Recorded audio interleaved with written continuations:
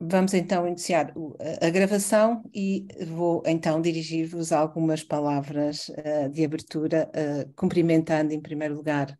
a senhora doutora Ana Sofia Antunes, secretária de Estado da Inclusão, também o senhor professor doutor Fernando Serra, vice-presidente do Instituto Superior de Ciências Sociais e Políticas, e cumprimentando-vos a todos, excelentíssimos senhores e senhoras, caras e caros colegas, amigas e amigos. Muito bom dia. É um dia complicado esta manhã de tempestade e de caos na cidade de Lisboa, mas é, apesar de tudo, um grande prazer acolher-vos a todas e a todos para o 6º encontro do Observatório da Deficiência e Direitos Humanos, que este ano dedicamos ao tema dos direitos das raparigas e das mulheres com deficiência. Dirijo naturalmente uma saudação especial às pessoas que estão comigo nesta mesa virtual a ambos agradeço não só a presença que nos apraz e muito nos honra, porque é um sinal de reconhecimento e estímulo ao trabalho que vimos desenvolvendo, mas agradeço em particular, ou peço ao professor Fernando Serra que transmita ao Sr. Presidente do ISCSP o nosso profundo agradecimento também pelo seu apoio material e simbólico que sempre tem dado,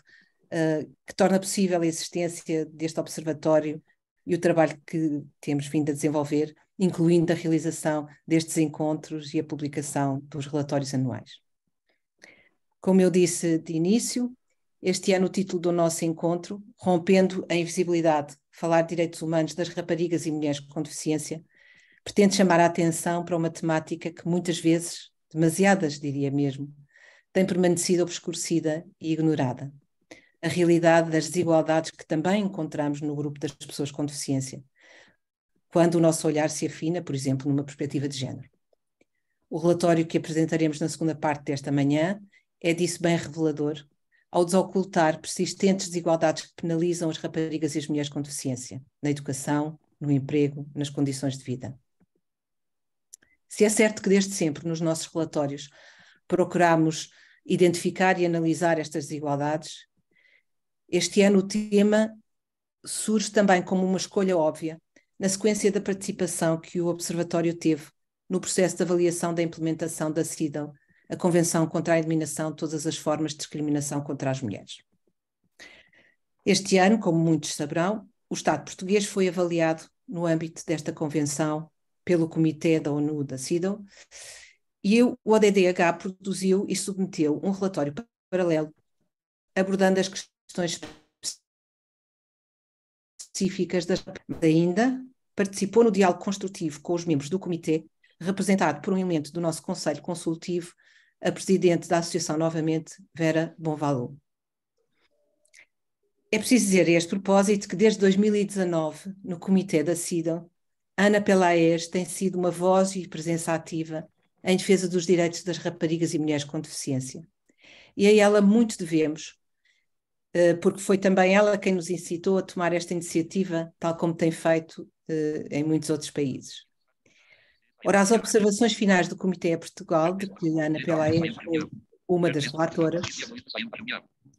reproduziram a várias instâncias as preocupações e as recomendações do ODDH, o que nos deixou ainda mais convictas da relevância deste contributo. A participação nos trabalhos do Comitê, que ocorreu em maio e junho deste ano, abriu ainda outras e muito relevantes oportunidades, de que destacamos uma aproximação a organizações que em Portugal defendem e promovem os direitos das mulheres em geral. Algumas pessoas ingressaram na reunião. É nossa firme e mútua intenção prosseguir estes contactos e estreitar estes relacionamentos, porque acreditamos que os direitos das raparigas e das mulheres com deficiência, se apresentam algumas especificidades, integram a luta democrática e cívica pelos direitos de todas as mulheres. E não devem, por isso, ser tratados em silos que apenas contribuem para a sua continuada segregação e negligência. Queremos, pois, romper invisibilidades e trazer para o centro o que tem estado esquecido nas margens. Mas para alcançar este objetivo, não podemos ir sós. Precisamos de estabelecer diálogos e pontes, desenvolver novas parcerias, fomentar a partilha de experiências e de conhecimentos que nos permitirão seguir em frente mais fortalecidos. Pela liderança que assumiu no processo de monitorização da CIDO, a Plataforma Portuguesa para os Direitos das Mulheres surgiu assim, de forma quase natural, como parceiro ideal para prosseguir este caminho. Em conjunto com as suas dirigentes, em particular a Presidente, doutora Ana Sofia Fernandes, que aqui acolheremos já de seguida, queremos lançar o projeto de constituição de um grupo de autorrepresentantes que, à semelhança do que se verifica em muitos outros países, possa também trazer para esta organização a voz das raparigas e das mulheres com deficiência. À plataforma e à sua Presidente, deixo desde já um sentido agradecimento e a certeza do nosso total empenhamento na concretização deste projeto, que nos parece fundamental e absolutamente necessário no nosso país. À doutora Ana Pelaes, que pela segunda vez participa no encontro do ODDH, deixo também uma palavra de profundo agradecimento. A sua presença constitui para todos e todas nós sempre um momento de grande inspiração e aprendizagem, pela vasta experiência que tem na promoção e defesa dos direitos humanos das raparigas e mulheres com deficiência, e pela forma sempre tão generosa com que se dispõe a partilhar esse seu enorme saber. Vamos escutá-la com toda a atenção. Na segunda parte deste encontro, faremos a apresentação, como habitualmente, do relatório anual Pessoas com Deficiência em Portugal e Indicadores de Direitos Humanos 2022. Esta é já a 6ª edição deste relatório, numa série ininterrupta que nos tem dado a conhecer a realidade das condições de vida e trabalho das pessoas com deficiência em Portugal, identificando disparidades, desigualdades que enfrentam no seu cotidiano face à população portuguesa em geral. A elaboração deste relatório tem sido uma tarefa que não se tem revelado nada fácil, porque em Portugal aceder a dados desagregados por deficiência, aceder a dados sobre as pessoas com deficiência, é um exercício de determinação e persistência. Continuamos, por exemplo, sem ter acesso público a dados para avaliar a implementação da Estratégia Nacional para a Inclusão das Pessoas com Deficiência. Contávamos também este ano poder incluir no relatório dados provenientes dos censos 2021. Infelizmente, a mudança por parte do INE da metodologia de recolha e análise da informação, o facto de ter passado a questão optativa e na forma de disponibilização dos dados, ter seguido um critério diferente daquele que aconteceu em 2011 e que, por sua vez, já era diferente dos critérios, até das questões utilizadas em 2001, torna impossível comparações com os dados de censos anteriores. E, portanto, tornou para já impossível este objetivo. Vamos prossegui-lo em contactos diretos que vamos estabelecer com o INE, no sentido de poder aceder à base de dados e poder fazer outro tipo de análise e de tratamento daquela informação que é fundamental. E, contudo, creio que poucos discordarão que a informação e o conhecimento da realidade é fundamental para o desenho e avaliação das políticas públicas e para acelerar a mudança cultural a que todos aspiramos, que rompa de forma definitiva com a invisibilidade que ainda existe em torno da vida de cidadãos e cidadãs com deficiência e das suas famílias no nosso país. É também por isso que estamos aqui. Termino renovando a todas e todos aqui presentes o nosso profundo agradecimento pela vossa participação massiva e pelo entusiasmo com que sempre acolhem as nossas iniciativas. É afinal este interesse e entusiasmo que confere sentido àquilo que fazemos. É com ele também que contamos para enriquecer o debate e a reflexão que nesta manhã, certamente em conjunto, iremos produzir. Desejo a todos uma boa manhã de trabalho e muito obrigada.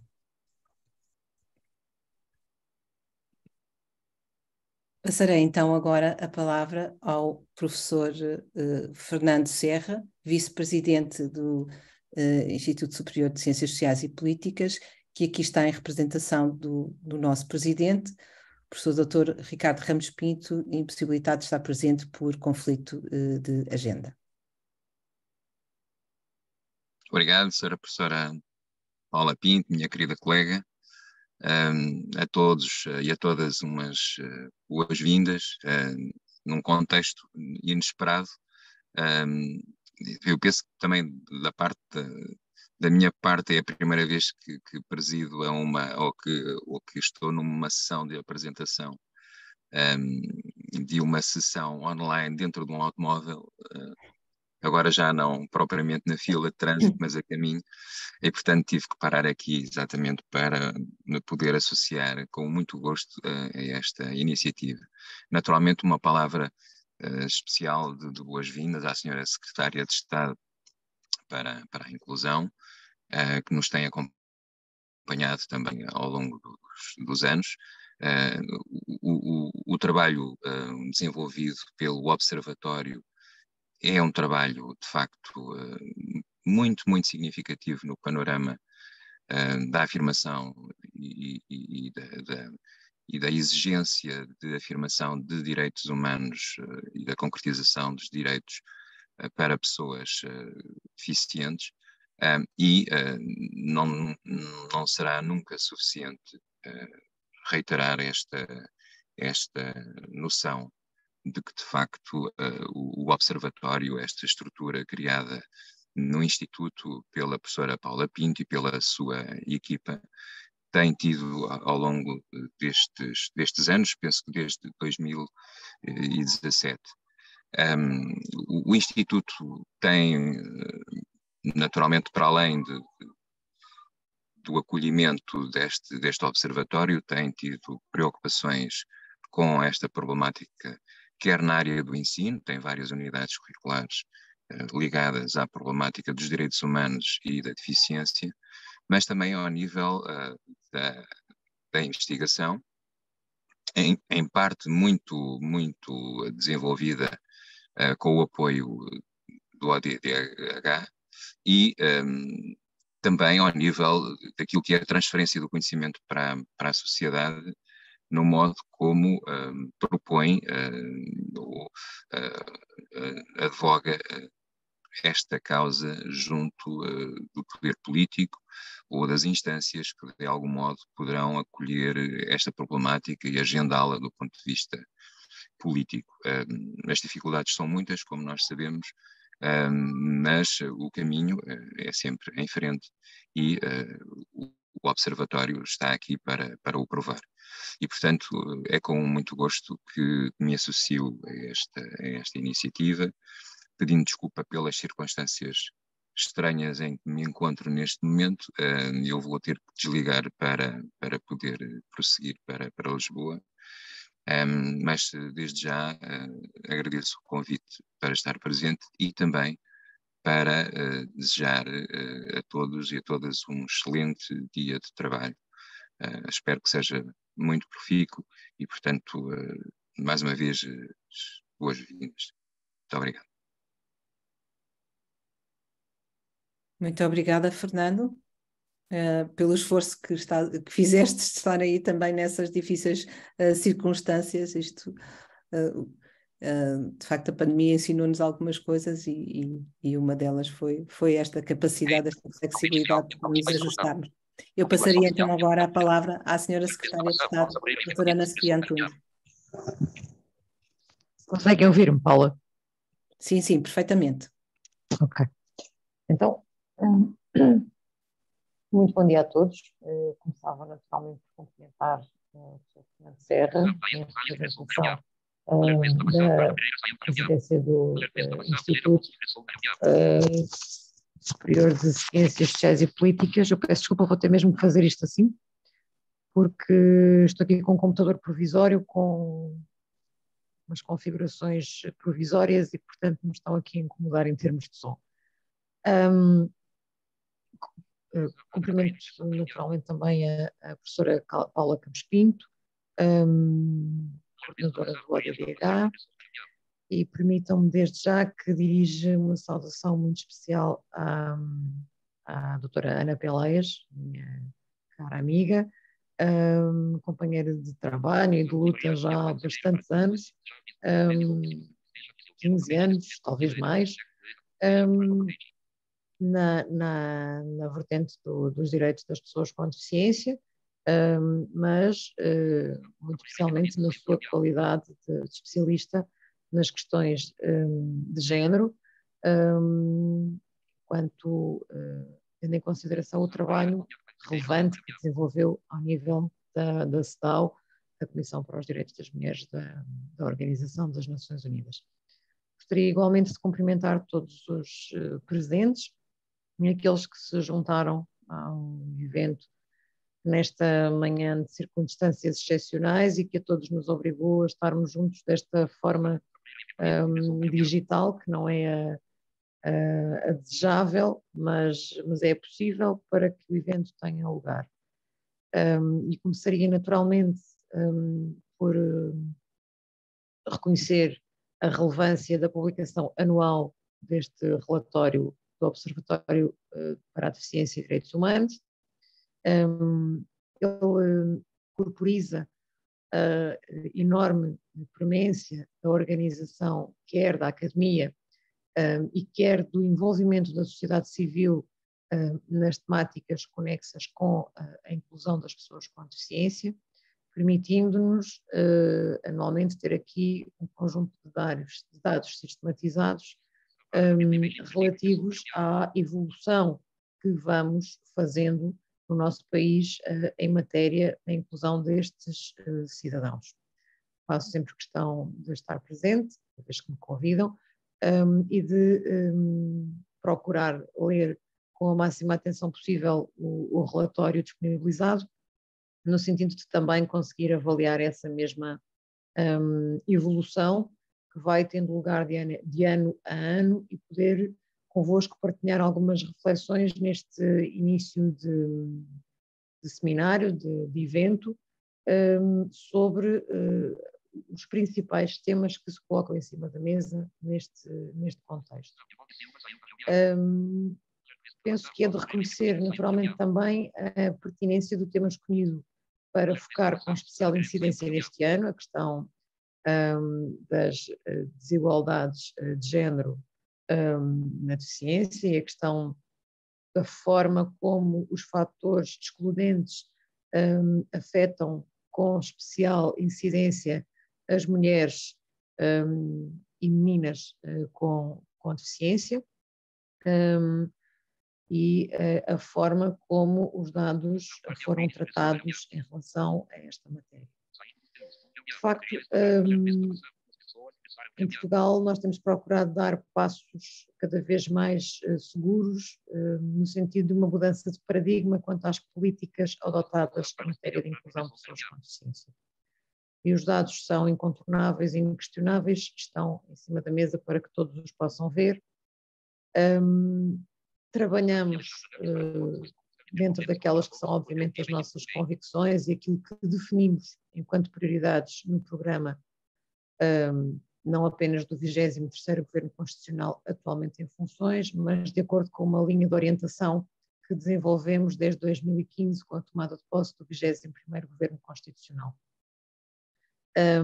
Enquadramos naturalmente, como não poderia deixar de ser, dentro daqueles que são os princípios e os valores fundamentais constantes dos documentos internacionais que regem esta temática, não apenas a Convenção sobre os Direitos das Pessoas com Deficiência, mas também a Convenção Europeia para a inclusão das pessoas com deficiência, e tendo muito especialmente em atenção aqui um documento que para nós é de extrema relevância, o Pilar Europeu dos Direitos Sociais e o conjunto de compromissos que foram pelos 27 estabelecidos em matéria social para evolução identitária e civilizacional para os próximos, para a próxima década da nossa evolução enquanto estrutura global, enquanto União Europeia. E também aí temos um conjunto de compromissos assumidos, muito especificamente no que diz questão no que respeita às questões de equilíbrio de género, não apenas em relação à promoção do emprego, mas relativamente às questões da proteção social e do combate à pobreza. De facto, de acordo com dados de 2018 do Instituto Europeu do Género, nós podemos constatar que temos a nível europeu cerca de 52 milhões de homens que têm algum tipo de deficiência ou incapacidade. Isto constitui cerca de 25% da população masculina, mas teremos cerca de 61 milhões de mulheres nas mesmas circunstâncias, ou seja, cerca de 30% da população global a nível da União Europeia. Nesta matéria é importante relevar a necessidade de cada vez mais, ao nível da definição de indicadores numéricos, ao nível da nossa progressão, precisarmos cada vez mais de concretizar esses mesmos indicadores numéricos para conseguirmos ir medindo e avaliando a evolução que vamos efetivamente fazendo. A professora Paula Campos Pinto já aqui o disse e eu gostava de o reiterar.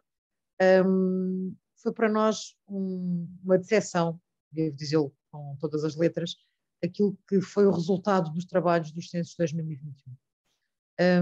Por várias ordens de razões, não apenas porque foi uma matéria à qual dedicámos muito do nosso tempo e empenho, conjuntamente com vários dirigentes e técnicos de diferentes serviços da administração pública,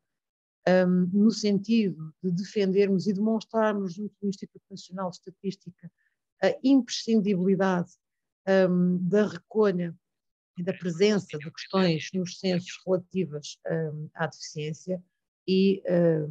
num modelo que não se cingisse àquele que é o modelo do Grupo de Washington, que já foi usado em 2011 e com o qual discordamos, posição que procuramos defender junto do INE, mas que de facto não vingou, não obstante esta nossa defesa de um modelo de questionário diferente ter sido formalmente aprovada pelos órgãos consultivos que assessoram o INE ao nível da elaboração do questionário dos censos, e essa aprovação foi formalmente feita. Não obstante isso, o Instituto Nacional de Estatística continua a ter a prerrogativa de, no fim de contas, por autoiniciativa, decidir o que fica e o que sai, com base apenas e somente na sua própria justificação. E a justificação do INE para não acolher uma deliberação tomada por este órgão consultivo foi a de dizer que os dados que estávamos a pedir para recolher no questionário dos censos eram dados já existentes noutras fontes, na administração pública, e que poderiam ser recolhidos e obtidos de outras formas. Ora, não obstante o facto de não dispor de toda a informação, por mais que queira e por mais que me encontre numa posição privilegiada quanto a essa matéria, é difícil percebermos a totalidade da informação disponível a nível da administração central, mas mais do que isso, quem trabalha nestas questões sabe que não basta que a informação esteja disponível, mas muitas vezes é possível que a informação comunique entre si, que os serviços comuniquem entre si, que as diferentes plataformas comuniquem entre si, para nos permitir fazer cruzamentos e extrair dessas mesmas fontes as suas máximas. Estava a falar do problema dos dados do INE, não é? E das dificuldades que, enfim, também da sua frustração relativamente à forma como os dados foram apresentados e como foram recolhidos. Peço desculpa que eu não me apercebi que tinha caído, portanto só entretanto, quando me avisaram aqui por mensagem, é que me apercebi que claro. tinha caído. Eu peço desculpa, vou-lhe só pedir para terminar brevemente, porque temos também um pedido aqui já da Ana Pelaez, tem um compromisso a seguir, portanto depois fica a sessão dela também um pouco comprometida. Mas com certeza, termine a sua mensagem, Sr. Secretário de Estado. Bom, dizer que, não obstante, obviamente, todos estes constrangimentos que vamos tendo na recolha de dados, o que eu gostaria de partilhar convosco é que, face a esta frustração que efetivamente tivemos com os resultados dos censos, foi possível aprovar em sede de Lei do Orçamento de Estado para 2023, e ela estará publicada até ao final do ano, uma norma que prevê uma dotação específica em sede de orçamento para que durante o próximo ano possamos levar a efeito um estudo de caracterização sociodemográfica e também económica da população com deficiência em Portugal. Esta foi uma medida que foi possível aprovar como forma a conseguirmos obter dados alternativos para compensarmos efetivamente esta escassez de dados que nos permitiriam desenvolver indicadores que serão fundamentais na avaliação do impacto e do desempenho das medidas que fomos adotando ao longo do tempo nesta matéria. Dizer também que não deixa de ser interessante que sem prejuízo de termos efetivamente áreas em que constatamos que a presença das mulheres se revela ainda inferior comparativamente com a dos homens, outras há em que, muito provavelmente, graças à sua superior resiliência, também, permitam-me que diga isto, elas estão mais presentes, bastante mais presentes. É o caso, por exemplo, do modelo de apoio à vida independente. Este modelo, levado a efeito mediante projetos piloto, e que assim será até ao próximo ano, 2023, conta neste momento com 1.058 destinatários, dos quais 53% são mulheres. Conta neste momento com mais de 700 assistentes pessoais, dos quais 85% são mulheres. Portanto, isto demonstra que este também acaba por ser um trabalho muito feminino e que a opção que tomamos por não permitir que o trabalho do assistente pessoal pudesse ter lugar por outra forma que não fosse o contrato de trabalho, não permitindo em bom tempo os recibos verdes, foi também uma forma de dar segurança e proteção a um conjunto significativo de mulheres. Eu diria o seguinte, e obviamente que estamos aqui com constrangimentos de tempo e não terei a oportunidade de abordar os diferentes tópicos que gostaria de abordar. Circunscrever-me àqueles que me parecem ser os mais relevantes nesta sede e dentro das diferentes secções do relatório que tive a oportunidade de ler. Começaria pela questão da pobreza. De facto, eu acho que temos que salientar que continuamos a evoluir de forma muito favorável no que diz respeito ao decréscimo da taxa de pobreza junto da população com deficiência em Portugal. Nós começámos com dados de 2015 que apontavam para 30,2% de pessoas com deficiência em situação de pobreza no nosso país. Neste momento, e sem prejuízo de nenhum número, quando se refere a situações de pobreza nos poder orgulhar, nós temos no presente ano uma taxa de incidência de pobreza de 27,3%, sendo que neste ano não, estes dados são respeitantes a 2021, porque dizem sempre respeito ao ano civil anterior. De qualquer forma, não esquecer que estes também já são dados afetados pela pandemia, pois em 2019 nós chegámos já a estar numa taxa de 25,5%, o que demonstra a importância de medidas adotadas, tais como a prestação social para a inclusão, que conta neste momento já com 130 mil destinatários. Destes 130 mil destinatários, e atenção que este número conta com um aumento de 7% no número de destinatários desta prestação só no último ano. Destes 130 mil destinatários, mais de 26 mil oferem da segunda componente da prestação, que é o complemento de apoio à situação de pobreza, montante esse que em média é de 519 euros mensais, mas que em situações mais delicadas pode alcançar um montante máximo de 713 euros mensais, que é o que neste último mês, por exemplo, aconteceu a 6.875 pessoas com deficiência em Portugal. Por outro lado, dizer também que em matéria, por exemplo, de produtos de apoio, que é um dossiê fundamental para garantir efetivamente as condições de igualdade da população com deficiência em Portugal, tem sido feito um esforço gigantesco no sentido de podermos acompanhar o nível dos pedidos que vêm sendo feitos ao sistema. Eu recordo que temos o compromisso de fazer aprovar, ainda no início do ano que vem, uma revisão à atual lei dos produtos de apoio, no sentido não de mudar requisitos de acesso, não é isso, mas no sentido de criar mecanismos de mais célere operacionalização de todo o sistema. E relembro que a evolução que temos vindo a fazer desde 2015, ano em que foram processados em Portugal cerca de 13 milhões de euros de valor em produtos de apoio, valor esse que o ano passado chegou aos 25 milhões, dizer que, como muitos saberão certamente, nós estamos com um monte de, publicámos na semana passada o despacho regular de distribuição de produtos de apoio, bastante atrasado, sabemos, face àquela que é a data normal da publicação deste despacho, mas situação que se ficou em muito a dever aos constrangimentos que nos trouxe o facto de estarmos sem orçamento de Estado metade do ano,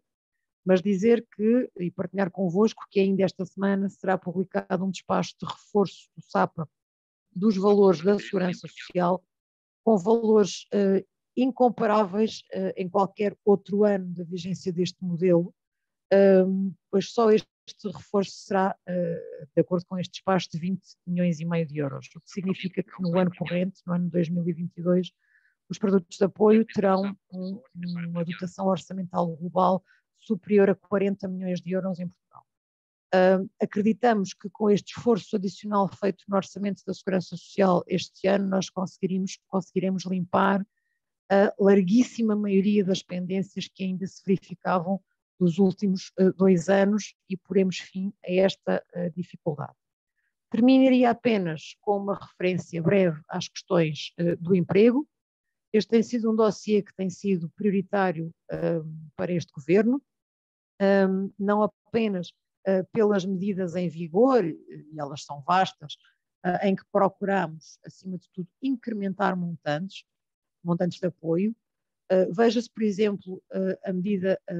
Emprego Sustentável, recentemente aprovada, já durante a vigência deste ano, através da Portaria 38 de 2022,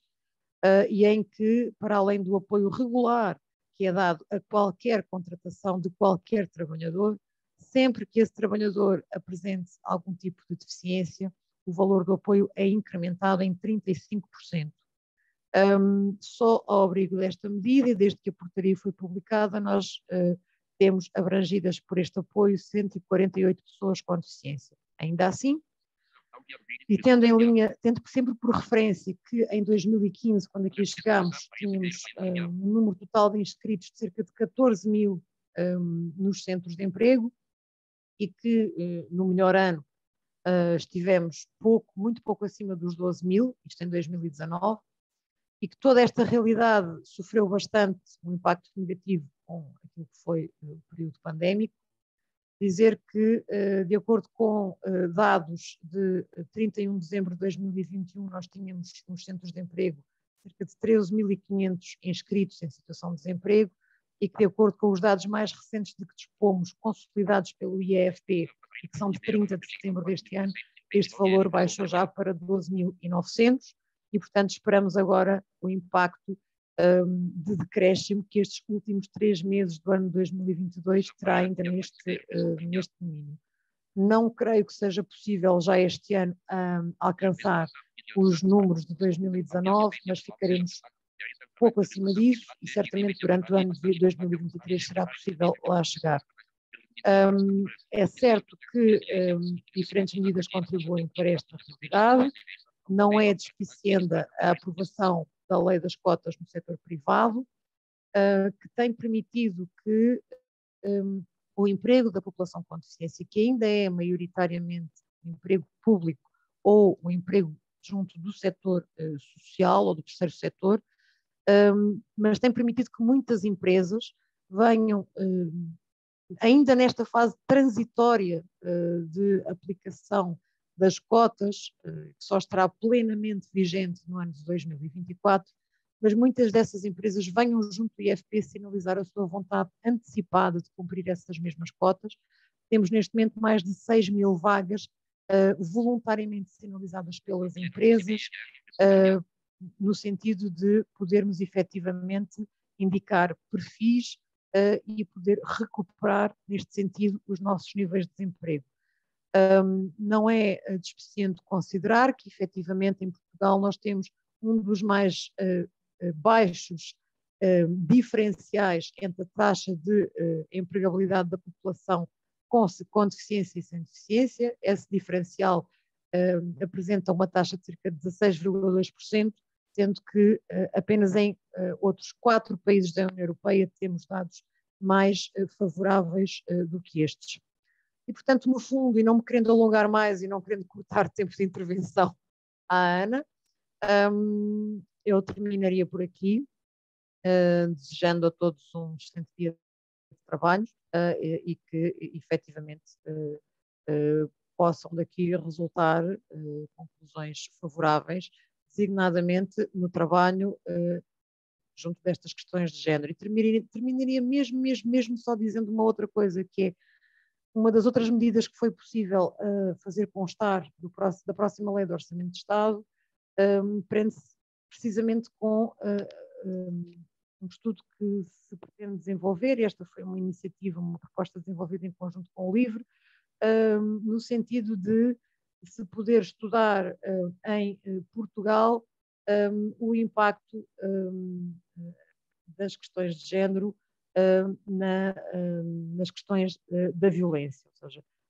de que forma é que o fenómeno da violência contra mulheres tem especial incidência quando estamos a falar de mulheres com deficiência. Esta será uma outra medida e uma outra área que será trabalhada ao longo do ano de 2023, já com medida aprovada na Lei do Orçamento de Estado e com dotação específica aprovada para o efeito. Agora sim, despeço-me de todos e obrigada por esta possibilidade de intervenção. Muito obrigada, doutora Ana Sofia Antunes, pela sua presença, pelas palavras e pelo esforço também de contenção de tempo para dar lugar ao painel seguinte. Teremos muito gosto de continue connosco ao longo deste dia. Mas, como digo também, a sessão ficará gravada e depois disponibilizada no site do Observatório. E, portanto, sem mais delongas, daria, com a sua autorização, Sr. Secretário de Estado, por encerrada esta sessão.